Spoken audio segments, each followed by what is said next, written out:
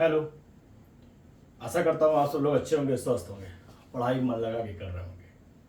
हम लोगों ने इससे पहले इतिहास, हिस्ट्री की दिल्ली सल्तनत समाप्त कर दी है। आज हम लोग स्टार्ट करेंगे मुगल सल्तनत। इतिहास के कालखंड का एक ऐसा अध्याय जो बहुत ही महत्वपूर्ण है भारत के दृष्टिकोण से। हमको इसमें बहुत सारी चीज़ें देखने को मिलेंगी, समझने को मिलेंगी, अपने जीवन में भी उसको अप्लाई करने को मिलेगा कि हम कहाँ कहाँ गलती कर रहे हैं और किन किन गलतियों के कारण से हमको अपने जीवन में समस्या देखने को मिलेगी या मिलती है। क्योंकि इतिहास पढ़ने के लिए नहीं होता है, इतिहास सीखने के लिए होता है, समझने के लिए होता है और उसको अपने जीवन में फिर से लाने के लिए होता है। क्योंकि इतिहास हमको बताता है कि हमें क्या करना चाहिए और क्या नहीं करना चाहिए। आप उठा के देखिएगा, रिलेट करेंगे तो आपको मिलेगा भी कि हाँ सच में ऐसा सब होता है।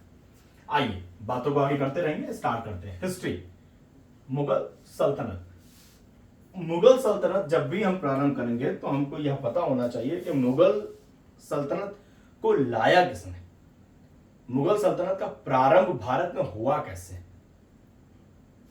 आइए देखते हैं।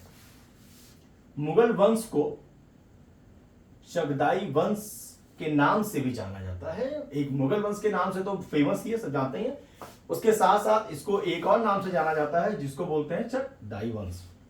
लेकिन चूंकि मुगल वंश का स्थापना भारत में बाबर ने किया, इसलिए इसको मुगल वंश के नाम से भारत में जाना जाता है। भारत में मुगल वंश का प्रारंभ बाबर ने किया था। अब आइए देखते हैं बाबर कौन था, बाबर के बारे में। बाबर का इतिहास 1526 से लेकर 1530 तक भारत में, ये नहीं कि 1526 में पैदा हुआ 1530 में मर गया, ना, 1526 से 1530 भारत में। इसका जन्म जो हुआ था फरगाना के उज्बेकिस्तान में हुआ था 14 फरवरी 1483 में। पिता का नाम उमर शेख मिर्ज, माता का नाम कुतुबुग निगार खान, दादी का नाम एहसान दौलत बेग। एक्चुअली हम लोग देखते हैं कि माता पिता का नाम तो अमूमन होता है, दादी बाबा का नाम कई बार नहीं होता है। यहां पे है दादी का ही नाम, क्यों? कुछ तो रीजन होगा। बाबर को गद्दी दिलाने में सबसे महत्वपूर्ण भूमिका अगर किसी की थी तो वो उसकी दादी की थी। कैसे थी? बाबर के पिता उमर शेख मिर्ज की मृत्यु बाबर जब 11 वर्ष का था तभी हो गई थी। और इतने कम आयु में अगर किसी की मृत्यु हो जाए तो उसको गद्दी पे बैठना बड़ा ही असंभव होता है। क्यों? क्योंकि बहुत सारे लोग होते हैं गद्दी पे बैठने के लिए जो उस भीड़ में लग जाते हैं। तो उस समय इसकी दादी एहसान दौलत बेग ने बाबर को गद्दी पे बैठाने का संपूर्ण भूमिका निभाया था। बाबर को अपनी प्रारंभिक संपत्ति अपने दादी मींस एहसान दौलत बेग से प्राप्त होती है। अपने वंश से मिर्ज की उपाधि इसको मिलती है। बाबर को अपने वंश से मिर्ज की उपाधि मिलती है। एक्चुअली बाबर के माता और पिता एक मंगोल और इन वंशों से ये मिला था, इसलिए इसके अंदर बहुत ज्यादा ताकत भी कहा जाता है, जिसको आत्मबल कहा जाता है, जो कि पूर्वजों से हमें मिलती है। अपने वंश से इसको किसकी उपाधि मिली थी? मिर्ज की उपाधि मिली थी। 11.5 वर्ष की अल्प आयु में यह गद्दी पे बैठता है। किसके सहयोग से? अपने दादी का नाम एहसान दौलत बेग, इनके सहयोग से ये 11.5 वर्ष की अल्प आयु में गद्दी बैठता है। कौन से गद्दी पे? फरगाना। कहां पे? उज्बेकिस्तान में थे इस गद्दी पे बैठता। लेकिन बाबर की महत्वाकांक्षा बहुत थी। महत्वाकांक्षा मतलब कि मुझे जितना मिला उतने मुझे संतोष नहीं, मुझे और चाहिए और चाहिए और चाहिए और चाहिए।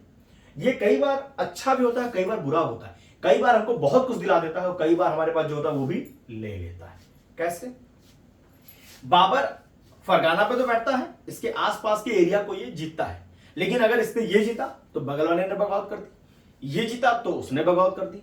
ऐसा करते करते एक टाइम ऐसा आता है कि इसके हाथ से इसका फरगाना, जो कि इसको दादी के द्वारा गद्दी पे बैठा के दिया गया था, इसका फरगाना भी इसके हाथ से छिन जाता है।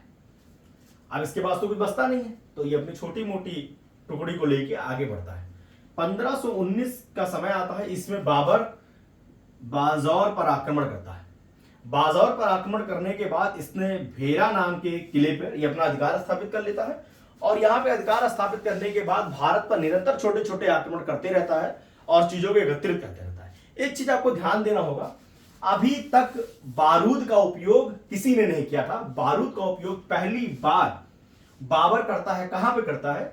बाजौर पर जब वो आक्रमण करता है तो उस समय पहली बार ये बारूद का उपयोग करता है। कौन उपयोग करता है? बाबर उपयोग करता है। कहां उपयोग करता है? बाजौर पर जब आक्रमण करता है तो वहां पे बारूद का उपयोग करता है बाबर। आइए आगे देखते हैं।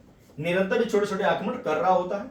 उसके बाद समय आता है वह जो इतिहास के कालखंड में सदैव पढ़ा जाता है, सदैव जाना जाता है, जिसका नाम है पानीपत का प्रथम युद्ध। समय 1526।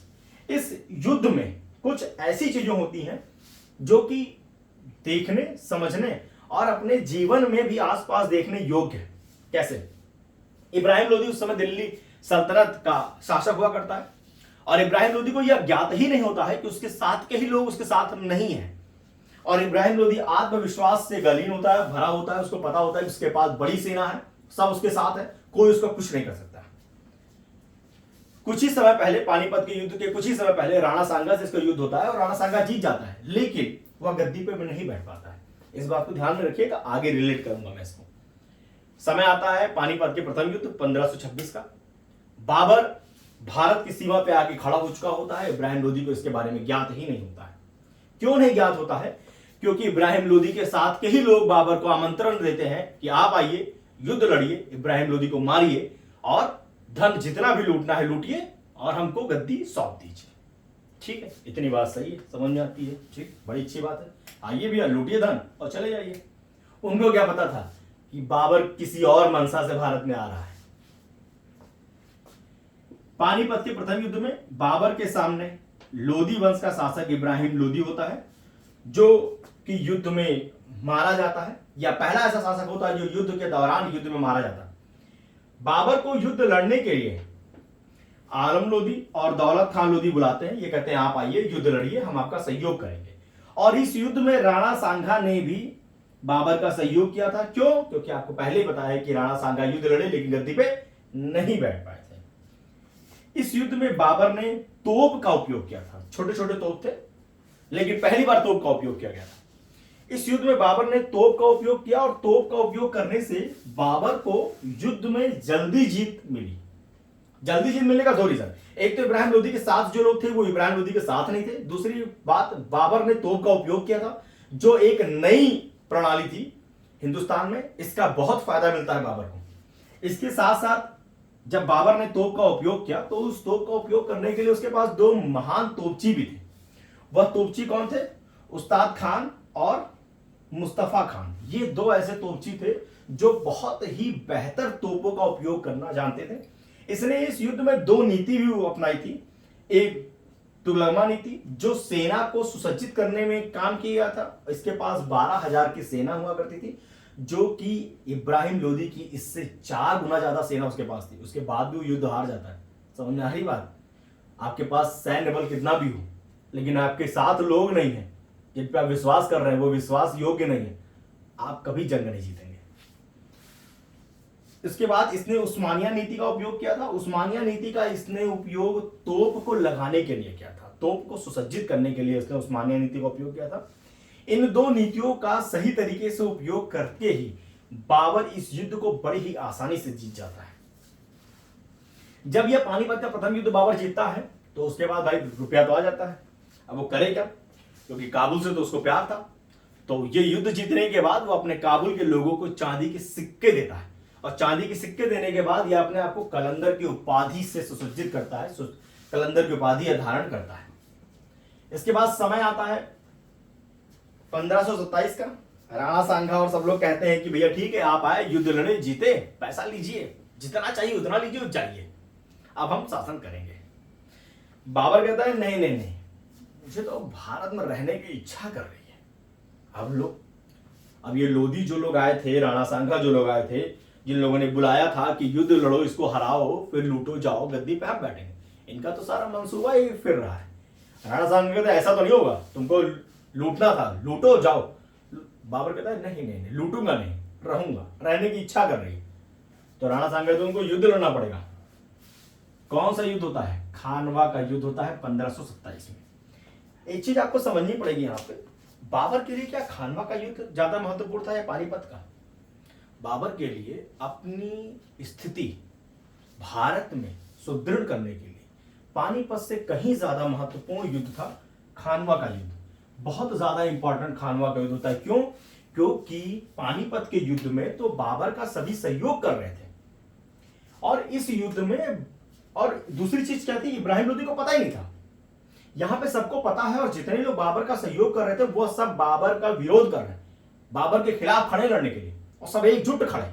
अगर इस युद्ध में बाबर हारता है तो उसको भारत से सीधे बाहर का रास्ता देखने को मिलेगा, भारत में रुकने को उसको एक क्षण नहीं मिलेगा। तो इसलिए हर सूरत हाल में अगर बाबर को भारत में रहना है तो इस युद्ध को जीतना ही था। और कैसे जीता भाई? उसके पास सैन्य बल भी थोड़ा बहुत डिस्टर्ब था, अभी अभी 1 साल पहले लड़ के आया है, बाहर से कोई उसकी व्यवस्था भी नहीं है, जो है सो यही है, अब करे तो करे क्या? इस युद्ध में बाबर ने पहली बार कुछ ऐसी चीजों का उपयोग किया जो कि इतिहास के कालखंड में पहली बार होता है। बाबर ने अपने सभी सैनिकों पर लगने वाले तमाम करों से उनको मुक्ति दे दी, कहा आपके ऊपर कोई कर नहीं लगेगा, पहला। दूसरा, बाबर ने इस युद्ध को जीतने के लिए जिहाद शब्द का उपयोग किया। जिहाद का मतलब कि आपको यह युद्ध मेरे लिए या अपने लिए नहीं लड़ना है, आपको यह युद्ध धर्म के लिए लड़ना है, धर्म की विजय के लिए लड़ना है, अपने धर्म को यहां स्थापित करने के लिए लड़ना है। जिहाद शब्द का इतना भयावह तरीके से ऊर्जा प्रवाहित हुआ उनके सैनिकों के अंदर कि वो सब कट मरे, और खानवा के युद्ध में बाबर की विजय होती है। अब ये देखना है कि इस युद्ध में लड़ा कौन कौन था बाबर के साथ, बाबर के खिलाफ। इब्राहिम लोदी को हराने के बाद राणा सांगा से युद्ध लड़ता है। इस युद्ध में राणा सांगा का साथ जो लोदी लोग थे उन्होंने दिया, और राणा सांगा के मित्र मेदिनी राय जो कि एमपी के रहने वाले राजा थे, एमपी के राजा थे, उन्होंने दिया, जो कि चंदेरी वहां पे एक जगह होता है उसके एमपी में, उस जगह के राजा थे, उन्होंने इनका साथ दिया। और इन सब का संयुक्त सेना थी। उसके बाद भी बाबर जीता। क्यों जीता? क्योंकि आपको पता है कि बाबर के पास कोई और ऑप्शन ही नहीं था जीत के अलावा। इस युद्ध में बाबर ने अपने सैनिकों पर लगने वाले सभी कर हटा दिए और जिहाद शब्द का उपयोग किया, नारा दिया, जो कि धर्म के लिए लड़ने की बात बोली जाती है कि धर्म के लिए लड़ो, धर्म को जिताओ, धर्म को आगे बढ़ाओ। इस युद्ध के जीतने के बाद बाबर ने गाजी की उपाधि धारण की थी। उसने कहा कि अब मैं इस युद्ध को जीत गया हूं और अब मैं भारत में ही रहूंगा, भारत से कहीं नहीं जाने वाला, और इसने गाजी की उपाधि धारण की। जैसा आपको पता है कि पानीपत के प्रथम युद्ध में इसने अपनी इच्छा जाहिर की थी, लेकिन खानवा का युद्ध जब ये जीतता है तो अब ये कहता है मैं भारत में रहूंगा, भारत से कहीं नहीं जाऊंगा। आपको याद होगा कि खानवा के युद्ध में एक राजा की जिक्र होती है, मेदिनी राय।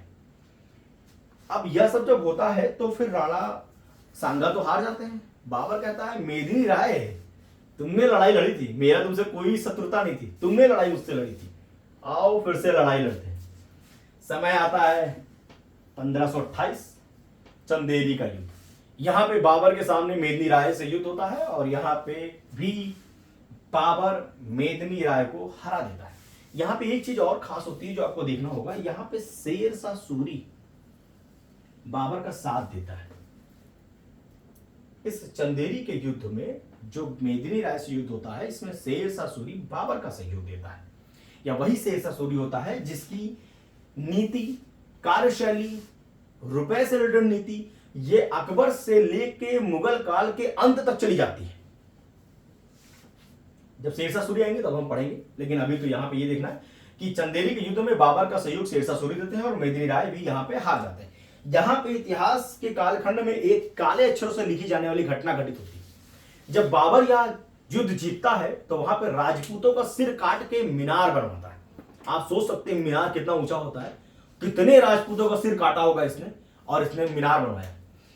यह एक ऐसी घटना थी जो बहुत ही क्रूरता का प्रतीक माना जाता है।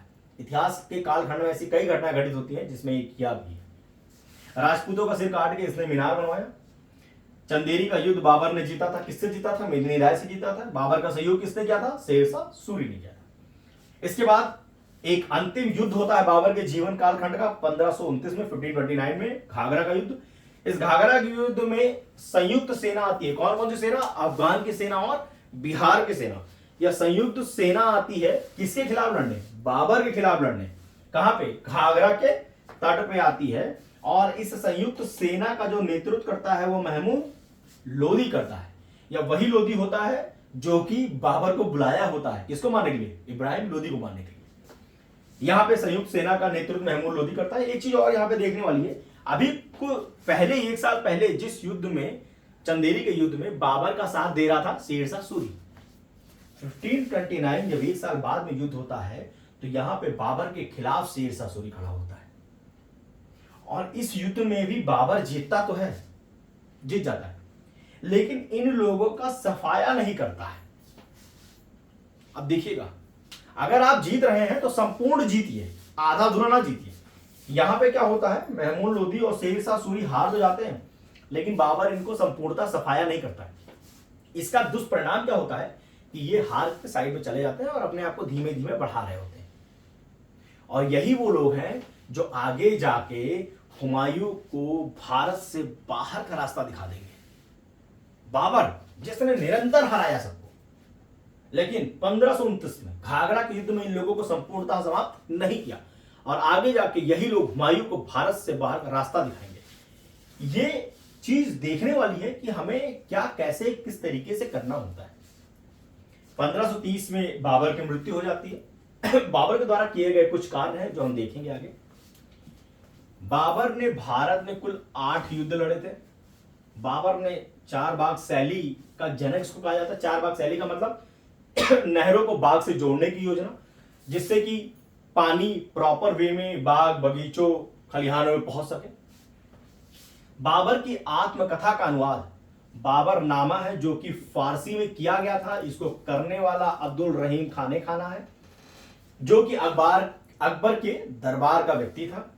और बाबर के आत्मकथा का अनुवाद अकबर के कालखंड में होता है, फारसी भाषा में होता है। और जब अकबर का आत्मकथा का अनुवाद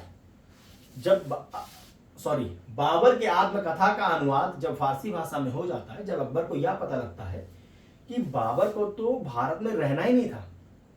रहने का तात्पर्य, बाबर चाहता था कि उसके मृत्यु के उपरांत उसकी समाधि काबुल में बनाई जाए। जैसे ही अकबर को यह बात पता चलता है, कहता अरे, जिन्होंने इतना सब कुछ किया, उनके बारे में जो उनकी अंतिम इच्छा थी हमने पूरा ही नहीं की। और उस समय बाबर की जो समाधि होती है वह आराम बाग आगरा में बनी होती है। और जैसे ही अकबर को यह ज्ञात होता है कि बाबर की इच्छा यहां नहीं काबुल में थी, अकबर उनकी समाधि को आगरा से उठवा के काबुल में बनवाता है। तो बाबर की समाधि 2 जगह थी, पहले आराम बाग आगरा में थी, उसके बाद जब बाबरनामा बनता है, मतलब आत्मकथा का अनुवाद होता है बाबरनामा में, अकबर को जब ज्ञात होता है तो वह उसके बाद उनकी समाधि को काबुल में बनाता है। बाबर के आत्मकथा का एक अनुवाद अंग्रेजी में भी होता है, जिसको करने वाले थे स्किन और नेवरीन। यह 2 व्यक्ति थे जिन्होंने बाबर के आत्मकथा को अंग्रेजी में भी लिखा था। लास्ट में ये देखते हैं, बाबर के 4 बेटे थे। बाबर ने एक चीज अपने जीवन काल में किया था, इसने कहा था कि मैं अपने रहते ही अपना उत्तराधिकारी चुन लूंगा। और बाबर ने अपने उत्तराधिकारी अपने बेटी हुमायूं चुनता है, जिसमें इनके 3 बेटों को इसने कुछ नहीं दिया। कामरान, इंदार और अस्करी को यह उत्तराधिकारी नहीं चुनता, हुमायूं को चुनता है। अब हुमायूं ने अपने कालखंड में किस तरीके से अपने तीनों भाइयों के साथ अच्छा या गलत कार्य किया, यह हम देखेंगे।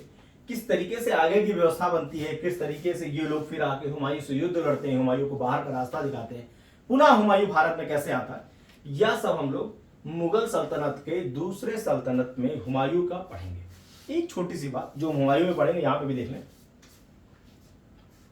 पानीपत का युद्ध जो बाबर भारत में लड़ता है, इब्राहिम लोदी को हराता है, इस युद्ध में उसका बेटा हुमायूं भी उसके साथ होता है। और हुमायूं का भारत में यह पहला युद्ध अभियान होता है। मैं आशा करता हूं आप सब लोग अच्छे से पढ़े होंगे, ध्यान से पढ़े होंगे। सारे की पॉइंट्स यहां मेंशन है। जैसे मुगल वंश को चगाई वंश कहा जाता है, इसका प्रारंभ भारत में बाबर ने किया। बाबर के ये पिता, माता और दादी, उसका जो संपूर्ण योगदान उसके दादी का था। उसके बाद 11.5 वर्ष की आयु में गद्दी को प्राप्त करता है, गद्दी पे बैठता है। फिर उसके महत्वाकांक्षा नीति के कारण से सब कुछ ये हार जाता है। पानीपत का प्रथम युद्ध करता है 1526 में। उसके बाद इसके दूसरा युद्ध होता है 1527 में खानवा का युद्ध। फिर निरंतर 1528 में चंदेरी का युद्ध। उसके बाद अगले ही वर्ष 1529 में घाघरा का युद्ध और 1530 में इसकी मृत्यु हो जाती है। यह भी कहा जाता है कि बाबर जब भारत आया तो उसको आराम करने का समय नहीं मिलता है, निरंतर वह युद्ध लड़ता है और अंतिम समय में उसकी मृत्यु हो जाती है।